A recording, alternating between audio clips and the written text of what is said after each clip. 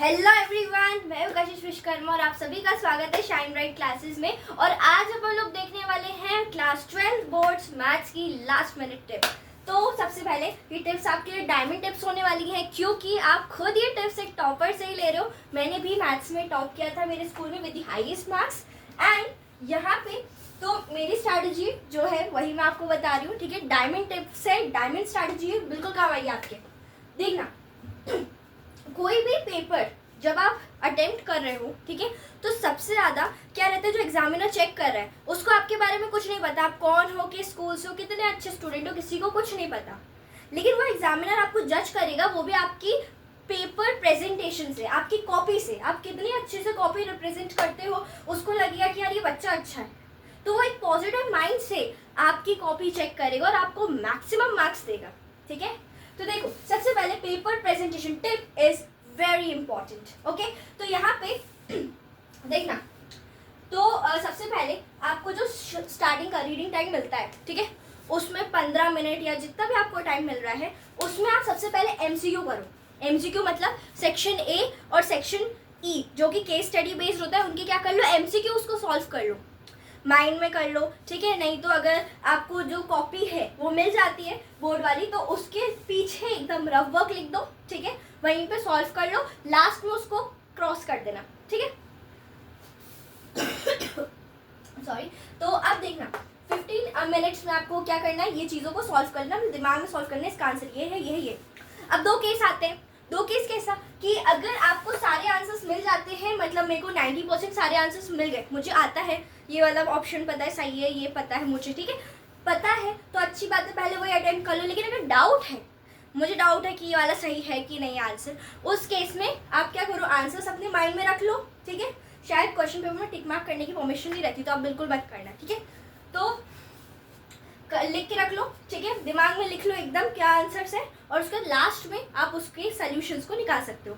क्योंकि आपका mind starting में एकदम फ्रेश होता है, खाली रहता है, शांत रहता है, तो आप आराम से लॉजिकल वाले क्वेश्चन सोच सकते हो कि स्टडी में इसको कैसे सॉल्व करना है, उस क्वेश्चन को कैसे सॉल्व करना है। This you will be knowing. अब देखो, मेरी पर्सनल टिप ये रहती है कि हमेशा जो हाई मार्क्स वाले क्वेश्चन होते हैं पहले उनको कर लिया, फिर बाद में छोटे क्वेश्चन कर लिए, छोटे मार्क्स वाले। ऐसा क्यों बोल रही हूँ मैं, क्योंकि क्या रहता है मैथ्स में अपने 5 नंबर, 3 नंबर, 4 नंबर, XYZ ऐसे मार्क्स के जो क्वेश्चन आते हैं 5, 4, 3, 2, ठीक है। तो मैं ज़्यादा टाइम स्टार्टिंग में, हम अपन सब क्या करते हैं, ज़्यादा टाइम लगाते हैं।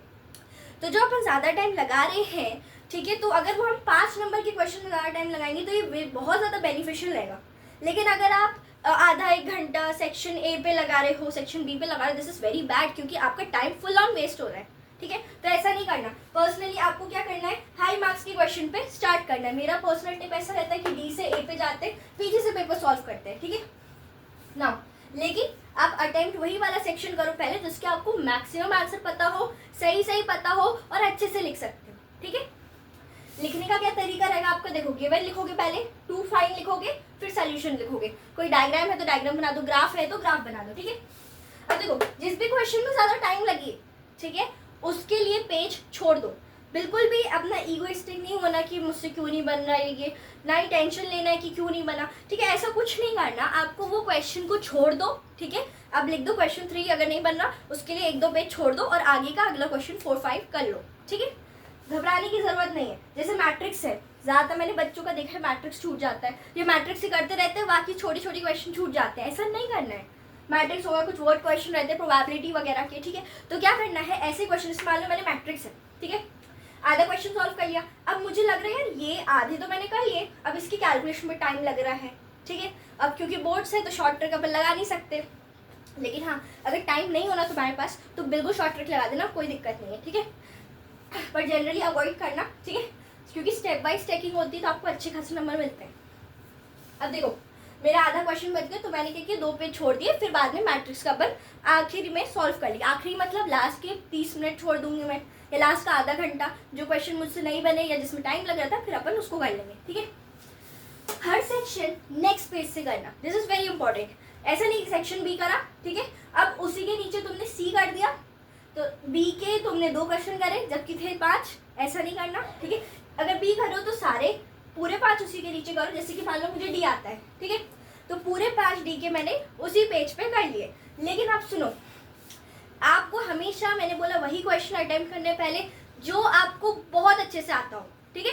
बहुत अच्छे से आने का मतलब मुझे जैसे 3 पार्ट है, ठीक है, सेक्शन डी का 3rd क्वेश्चन है, मुझे बहुत अच्छे से आता है, मुझे अच्छे से उसको रिप्रेजेंट करना आता है, मैंने बहुत बार पढ़ा तो मुझे आता है, ठीक। तो अगर वो तुम्हें आता है तो तुम पहले 3 कर लो, फिर तुम्हें 4 आता है 4 कर लो, फिर 2 कर लो, फिर 1 कर लो। हमेशा अच्छा इंप्रेशन क्रिएट करने की कोशिश करो पेपर में, क्योंकि इसी से आपका जो है जज होता है, ठीक है। तो एग्जाम में ना खुश हो जाता है, अच्छा लगता है, टॉपर स्टूडेंट की कॉपी आई है, चेक करने में मजा आएगा, तो आपको अच्छे से दिल खोल के नंबर मिलते हैं, ठीक है। ओके, और नेक्स्ट चीज is proper spacing in answers. ये बहुत इंपॉर्टेंट है। जिन बच्चों को ढेर सारा नॉलेज होता है ना, ठीक है, लेकिन लिख के ढंग से नहीं आते तो कुछ कोई मतलब नहीं है, ठीक है। मतलब ऐसा हो सकता है कि आपकी क्लास में जो आपको लगता है कि कोई टॉपर है, आप उससे भी ज़्यादा नंबर ला सकते हो, ठीक है। क्यों? क्योंकि आपको पेपर प्रेजेंट करना अच्छे से आता है। मैंने क्या किया, जैसे मान लो मेरे पास एक कॉपी थी, ठीक है, मैंने सपोज 3rd क्वेश्चन का ए पार्ट और बी पार्ट कर दिया, यहाँ पे मैंने 2 लाइन छोड़ दी, तो क्या क्लियर दिख रहा है, ए पार्ट ये, बी पार्ट ये, सी पार्ट ये, दिस इज वेरी गुड, ठीक है। स्पेसिंग रखना। और ये आपके आखिरी क्लिप होते हैं, कुछ बच्चों का क्या रहता है, क्वेश्चन सॉल्व करने में टाइम बहुत लग जाता है, ठीक है। तो उससे क्या होता है, हमारे पास लास्ट में हर क्वेश्चन हर आंसर के नीचे लाइन खींचने की जगह टाइम नहीं होता, जगह होती है लेकिन टाइम नहीं होता। लेकिन क्या है, आप प्रॉपर स्पेस छोड़ दोगे ना तो लाइन नहीं भी खींचोगे तो भी चलेगा, ठीक है, अच्छे नंबर मिलेंगे। देखना, make a box and final answer. जैसे मान लो अब मैंने कोई प्रूफ का क्वेश्चन करा, ठीक है, जो HOD से आता है, हायर ऑर्डर डेरिवेटिव, है ना, या फिर आपने कोई वैल्यू निकाली, फाइंड द वैल्यू, कुछ भी निकाली, उसको प्यारे से डिब्बे में बंद करके लिख देना। प्रूफ वाले में नीचे प्यारा से लिखना हेंस प्रूफ, हेंस वेरीफाइड, ठीक है, ये हो गया। अब देखो प्रो टिप मेरी एक ये रहेगी, नेवर स्किप एनी क्वेश्चन। कोई भी क्वेश्चन को स्किप नहीं करना हर हालत में। तुम्हें चाहे उसके बारे में 0 नॉलेज हो, तुम्हें कुछ नहीं आ रहा, फिर भी तुम्हें उसे अटेम्प्ट करना है, ठीक है। जैसे कि जो आपके सीनियर्स थे उनके साथ क्या हुआ था कि एक क्वेश्चन ऐसा था जो कि आउट ऑफ द सिलेबस आ गया था, ठीक है। तो क्या हुआ, बहुत से बच्चों ने उसे छोड़ दिया, लेकिन कुछ बच्चों ने उसको अटेम्प्ट किया and they got very high marks, क्योंकि उसके बोनस मिल जाते हैं। तो कभी भी क्वेश्चन नहीं भी बने तो उसको छोड़ना नहीं है, ठीक है। आपको क्या करना है, गिवन लिख दो, टू फाइंड लिख दो, थोड़ा बहुत सोल्यूशन में अगर कुछ फॉर्मूला याद है उस चैप्टर से रिलेटेड, सपोज डिफरेंशियल इक्वेशन, अब ये क्वेश्चन तुमसे बन तो नहीं रहा तो क्या करोगे, गिवन लिख दो, टू फाइंड लिख दो, थोड़ा बहुत फॉर्मूला पता है वो लिख दो, ठीक है, आधा नंबर मिल जाता है, उससे भी मार्क्स बहुत इंक्रीज होने लगते हैं, ठीक है। फिर देखना, लास्ट के 15 मिनट्स या 10 मिनट्स आप क्वेश्चन के आंसर्स को रिवाइज करने का रखो, ठीक है, और ज़्यादा लगे, ठीक है, कि प्यारी सी कॉपी बनानी है तो अच्छे से लाइंस खींच देना, तो बहुत अच्छा लगेगा, ठीक है। और जो कॉपी में अपन डबल लाइंस खींचते ना, ये वाली बहुत प्यारी लगती है, ये भी खींच सकते हो, लेकिन टाइम होना चाहिए, टाइम है तो ही करना, नहीं है तो कोई दिक्कत नहीं है, ठीक है। देखना, तो ये मैंने आपको बता दिया, हाई मार्क्स वाला अपन ने कर लिया, ठीक है, ऐसे ही कर सकते हो। सेक्शन ए कर लिया, थोड़े बहुत क्वेश्चन आते हैं, ए आता है, बी आता है, सी नहीं आता छोड़ दो, आगे का आता है, वैसे वैसे करते जाओ।